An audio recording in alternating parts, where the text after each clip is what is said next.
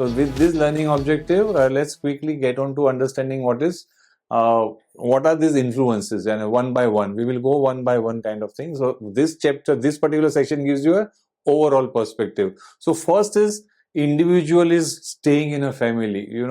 He is with people around him, feels about, notices the things that happens around, all around him. Now all around him there is a exposure that he gets, and that shapes his frame of mind. You do what people around you do generally. So that's what is the aspects that we are trying to understand. So the family is the first thing that influences. Then comes the social class. Social class means whether I belong to, say, one aspect is looking at a religion way, Hindu, Muslim, Sikh, Isai, whatever, or like middle income, low income, high income, etc. So those kind of aspects also play. Culture plays a role. What is my cultural exposure? Types of membership in the groups that I have, etc. So these are those aspects that one need to understand. Group. So overall, this class or this thing is a group that is been known as. So we need to first understand what is this group is all about. So group is nothing but more than two people coming together to accomplish something which is for an individual in that group or collectively. So say shopping wives groups, or walkers group, etc. So these are those group. Each group has a unique ideology. So the groups are formed with certain unique ideologies, certain purpose, certain things to do together. That's why the groups are formed. There are religious groups, there are professional groups, there are caste specific groups, etc. So that is a collective this thing. The purpose behind, you come to know. In consumers behavior, we deal with the small groups. So one aspect, while we study this, idea is to understand the smaller groups. So that's what we will try to understand this thing. For a larger group, there are different behavioral connotations that we have kind of studied earlier bit, and then something we will study as we move forward. So in various ways the groups are formed. That needs to be understood. These definitions are, or rather the classifications are in front of you. I will briefly explain you. Primary versus secondary. Primary group is something which is very close to me. I am actively involved. Secondary group is something which is out of certain compulsions or out of certain other needs that I have been into it. So my if I look at it my way, my school group or my the professional groups, etc., are my primary group. Maybe my caste group is my secondary group. Formal versus informal. Something which is formally constructed, structured. In organization, there are many times some groups are formed and they are assigned a member to it, so which is say formal. I may become a party to, say, research society, or I may subscribe to the publications delegation group, or etc. So that's a formal group I have participated. Informal group is like I am just getting into it, and in and out, etc. I do when I want to connect, I don't do when I don't want to connect, etc.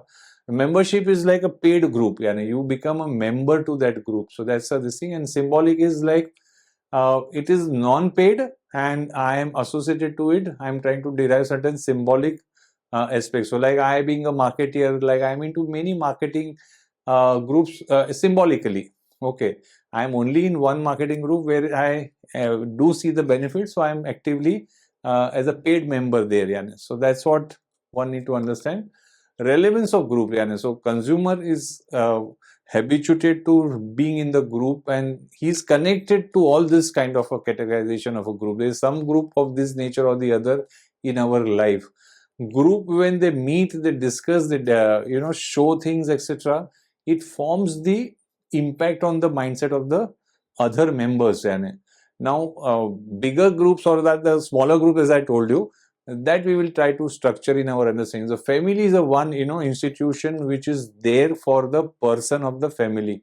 Family really gives the support right from the well-being, the upbringing, to economic support, offers you certain lifestyle, gives you certain informal liberties. However, you are bound by certain formal rules of the family, this thing, etc. So here what happens, it itself is a reason for marketer to look at. Second comes is the structure and function. So what is the structure? We have understood various structure of it and various functions. So each group is formed with a certain function or a purpose in mind. So the way they operate, there are certain SOPs to be followed. So they are conditioned to be a member, or they meet regularly, they do not meet regularly. Even during COVID, there are certain groups who were met regularly through a VC, etc. So this functioning does influence. So there are certain functioning, say like very formal group, then there will be a dress code which will be defined, etc. So now you have to have that dress code whenever you participate, etc. So that itself communicates your lifestyle, communicates your need, etc. Communicates it in a very different way. So structure and function is also a very influencing factor. Conformity to the groups, whether you conform to the groups or not, that's a very important aspect. Group generally expects certain conformity. If you do not conform to it, they may put you out, they may straight away remove you from that group, etc. So that's a conformity is also one thing. Reference groups, so these are those references. We try to get references out of it, we refer to them when we need it, we don't refer to them when we don't need it. So there are three dimensions to this reference group that one need to understand. So point of comparison is one dimension, second is the aspiration is the second, and then imitation is the third. So imitation has further two classification, normative and comparative. So normative is essentially to do with the individuality, individual imitations, while the comparative is like you compare with the others and then you imitate for yourself, etc.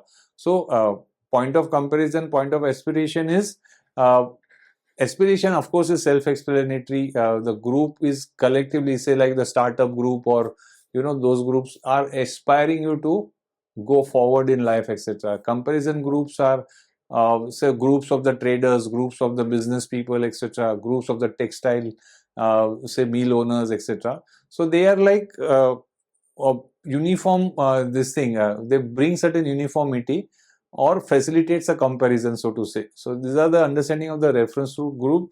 I should have come here before. It's a concept, which goes into reference group does impact an individual. Starts with the family, friends, social, this thing, selected, other groups that you part of it. So this way the overall your circle of reference gets formed. This is what is one need to understand.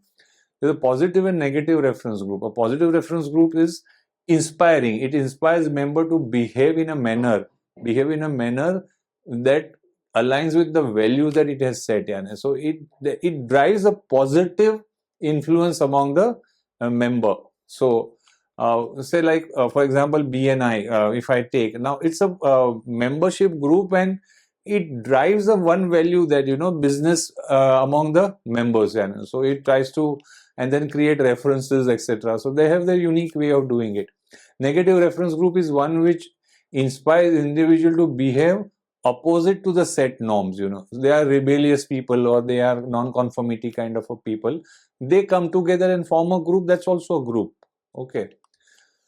Here one need to understand this, so I will be explaining you this briefly. But positive, negative, this thing has been linked to the membership or non-membership. We have understood what is membership, non-membership, and accordingly, there is a structure which is emerging. Positive membership is a contractual group. Positive non-membership is an aspirational group. They are positive. Negative membership group is disclaimant group. We will understand that negative non-membership group is an avoidance group. So we will understand them one by one. Contractual group is a positive group, a positive reference group, in which face-to-face contact does happen, and ideology, we believe in ideology, that has been heart of that group. So it's an ideology driven face-to-face positive side. Another aspirational group is a positive reference group, which does not provide face-to-face contact, but it inspires to adopt. Here you are inspired to be into it. So if I belong to, say, I took a participation into a CEO club, there's a, say like on a LinkedIn. Now that's a reference group for me, and it's a non-membership. Okay. And it's a reference group for me. And when I read, when I hear there is saying, it's a aspiring me. TED group, TED Talk group, etc. If you see, they are aspirational to you. Disclaimant group is a negative this thing group, membership oriented, where there is a face-to-face contact, but ideology is disapproved. Though you are a part of it, you disapprove the ideology. Okay, so that's a negative aspect to it. And avoidance group, uh, it's a negative reference group where we neither have face-to-face contact nor we endorse their ideology. So we are like an avoiding, and we do not belong to that group, so to say. In other words, okay. So these are those four classifications of the reference group vis-a-vis the membership. So that's what membership, as well as the positive and negative classification of the group. So that is what we understood. Now we understand the factors affecting the reference group, and so how the reference group gets influenced. So that's what we are trying to understand. First is an information and experience, and then conspicuousness of the product. So let's get this. Information is, of course, makes all the difference. The experience of that group and the group member makes all the difference. Credibility and power among the people, that builds the influence among the other member, so to say. Conspicuousness of the product, which is a reference group, and the consumer conformity. So first aspect in that is a conformity with the consumer. Marketers have evaluated that reference group must do and be capable to bring conformity. So reference to marketing is that they see that overall the people belong to a reference group and they conform to the behavior of it. So now that conformity is an opportunity for the marketing. Okay. So reference group and the consumer conformity inform or make the individual aware of a specific product in the brand. So marketer can take the advantage by creating a wide information among the reference group. Provide the individual with the opportunity to compare his or her own thinking with that of the reference group. So one can see where he or she stands vis-a-vis what is the opinion and the ideology of the group member, etc. Their attitudes and all. So I will then probably decide to align myself, or I may continue to have my independent, behavior. It influences the individual to adopt the attitude and behavior that are consistent with the norm of the group. But what happens psychologically when you hear everyone talking about certain things, certain risks, certain avoidance that one should adhere to, you also somehow become a conformist to that, and so it legitimizes the individual's decision to use the same product as the group uses it. And you will say, but everyone was using it, it's a collective this thing. I felt very conformed to this, what we discussed and all, and therefore we got on to try. If at all things go wrong, then also this is the argument. If things go right, then also you say it's a collective thing that brought this decision. So that's how the marketeers are trying to see that how reference group can be utilized by them.